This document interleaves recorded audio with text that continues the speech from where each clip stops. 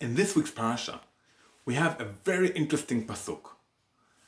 And interestingly, it also has 11 dots if you look in the Torah itself. Hanistarot laHashem Elokeinu. The hidden sins that people do are for Hashem. That's Hashem's responsibility. Vehaniglot, while the revealed ones, the public ones, lanu ulvanenu ad olam. It's for us and our children until all of the generations. It's our responsibility. Our responsibility to make sure that other people, at least in public, will not do sins, will behave the right way.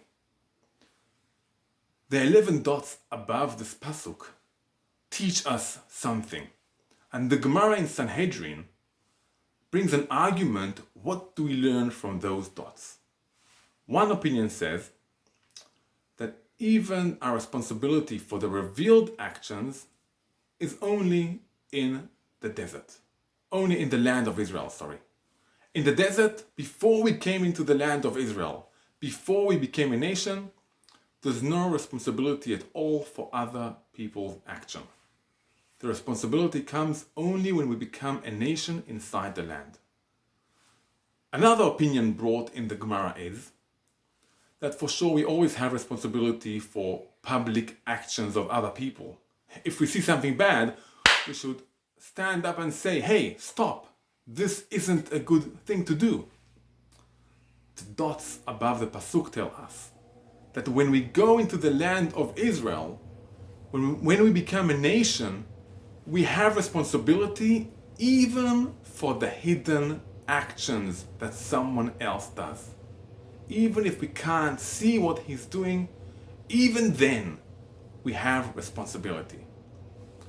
This opinion raises a great question. Why? How come? How? It's not fair.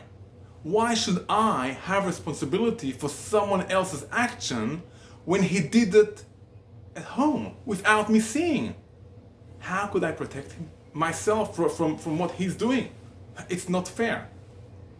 I think the Corona teaches us a bit about responsibility and a bit about creating an atmosphere that we started in our actions, we do it in public, but in the end it affects people when they do it privately at home.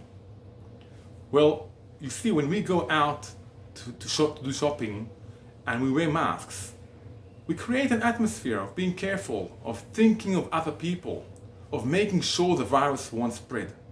And when all of us do something in public, it creates an atmosphere, and the private person in his house, even in private, will know there's an atmosphere of thinking about other people's life. There's an atmosphere about being careful. On the other hand, if Khalila, we create an atmosphere of, it's nothing, other people's life don't matter so much. We can drive the road on 100 miles an hour with a cup of beer in our hand and we'll be fine. So for sure someone will learn from us, and in private even, won't care so much about other people's life. And this idea is true for everything. For lives, for mitzvot, for caring about other people. The atmosphere we create in public affects the private person doing something in a hidden place. And that is the lesson of the Torah.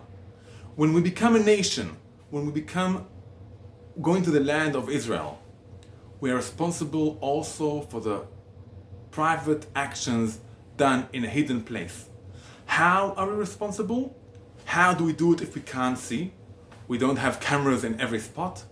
Create an atmosphere. Create a holy atmosphere.